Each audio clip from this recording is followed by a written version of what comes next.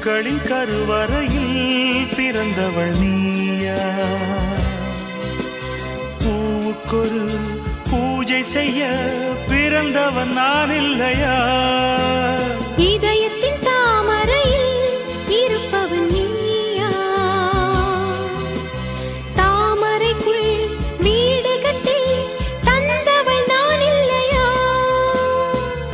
ஓடோடி வந்ததால் உள்மூச்சு வாங்குது.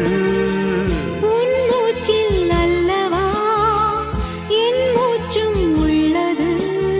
ஒன்றானது ஒரு காதல் தேவதை பூமியில் வந்தாள்.